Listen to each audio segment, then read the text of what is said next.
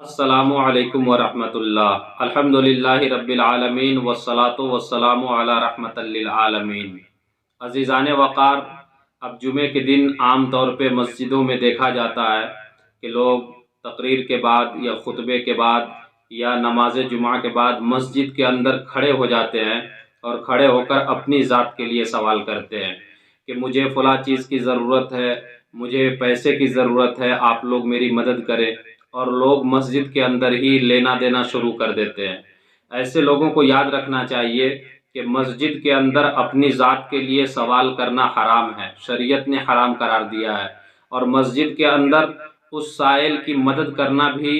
شریعت کے اندر منع ہے۔ شریعت میں تو یہاں تک ہے کہ اگر آپ کی چیز گم ہو جائے تو آپ اس کو مسجد کے اندر تلاش نہ کریں۔ حضور اکرم صلی اللہ علیہ وسلم ارشاد فرماتے ہیں کہ اگر کسی کو دیکھو کہ مسجد کے اندر وہ اپنی گمشدہ چیز کو تلاش کر رہا ہے تو اس سے کہو کہ اللہ رب العزت اس چیز کو تیرے پاس واپس نہ کرے، یعنی یہ چیز تجھے نہ ملے۔ کیوں؟ اس لیے کہ مسجدوں کو اس لیے نہیں بنایا گیا ہے، مسجدوں کی تعمیر اس غرض سے نہیں ہوئی ہے، یہ مسجد کے آداب کے خلاف ہے۔ اس لیے یاد رکھنا چاہیے کہ مسجد میں یہ کام بالکل نہیں ہونے چاہیے۔ مدد کرنا غلط نہیں ہے، آپ مدد کریں ایک دوسرے کی، لیکن اس کا ایک طریقہ ہے، اس کا ایک وقت ہے، اور شریعت نے اس کی جگہ قرار دی ہے۔ آپ مسجد کے باہر نکل کر کے اس کی مدد کریں، یا مانگنے والوں سے بھی یہ بات میں کہنا چاہتا ہوں کہ آپ مسجد کے باہر مانگا کریں۔ اب تو مسجدوں کے اندر باتیں بھی ہونے لگی ہیں، یہاں کی باتیں، اس کی باتیں، اس کی باتیں، یہ ساری چیزیں اب مسجدوں کے اندر ہونے لگی ہیں۔ جبکہ ہمارے بزرگان دین کا معمول یہ تھا کہ جب مسجد کے اندر آتے تھے تو دنیا کو اور دنیا کی باتوں کو باہر چھوڑ کے آتے تھے۔ مسجد میں آئے تو صرف اللہ کا ذکر ہونا چاہیے۔ ہاں، اگر کوئی ضروری بات ہے، شریعت کی بات ہے، مسئلہ مسائل ہے، تو اگر آپ کو جانکاری نہیں ہے تو آپ جانکاری کے لیے ایک دوسرے سے پوچھ سکتے ہیں، لیکن ادھر ادھر کی باتیں اگرچہ وہ جائز باتیں ہوں، آپ مسجد سے باہر کریں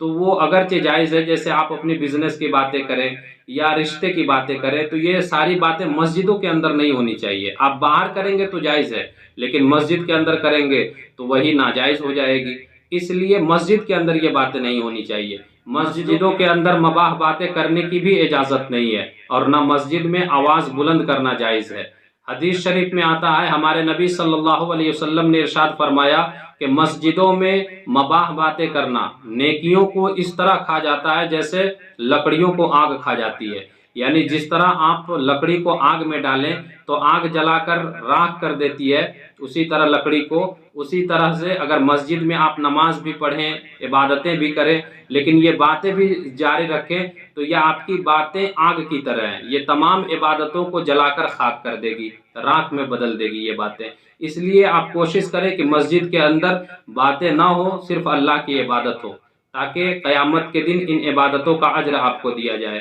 ورنہ عبادتیں تباہ و برباد ہو جائیں گی۔ اور ضروری بات میں آپ کو بتا دوں کہ مسجدوں کے اندر کھانا پینا سونا یہ جائز نہیں ہے، سوائے معتکف کے، یعنی جس نے اعتکاف کی نیت کر لی اور پھر مسجد میں داخل ہوا تو وہ مسجد میں کھا پی سکتا ہے، سو بھی سکتا ہے، لیکن جو معتکف نہ ہو مسجد کے اندر جا کر کے اگر کھانا پینا شروع کر دے تو وہ گنہگار ہوگا، کیونکہ اس نے ناجائز کام کیا۔ ہاں، اگر آپ کو کھانے پینے کے لیے کوئی جگہ نہیں مل رہی ہے، آپ دور سے آئے ہیں اور کھانے پینے کے لیے آپ مسجد میں جانا چاہتے ہیں، تو اس کی صورت یہ ہے کہ آپ پہلے اعتکاف کی نیت کر لیں، اور اعتکاف کی نیت کر کے مسجد میں داخل ہوں، اس کے بعد کچھ ذکر الہی کر لیں، کچھ عبادتیں کر لیں، اس کے بعد آپ مسجد میں بیٹھ کر کھا پی سکتے ہیں، سو سکتے ہیں، آپ کے لیے بھی شریعت اجازت دے دے گی۔ لیکن ایسے ہی اگر کوئی مسجد میں چلا جائے اور کھانا پینا شروع کر دے، جیسا کہ بعض جگہوں پہ ہوتا ہے دیہاتوں میں، تو یہ بالکل بھی درست نہیں ہے۔ اس زمانے میں یہ کام بھی ہونے لگا ہے کہ لوگ مسجدوں کے سامان کو گھر میں لے جاتے ہیں استعمال کرنے کے لیے، 2 دن 3 دن 4 دن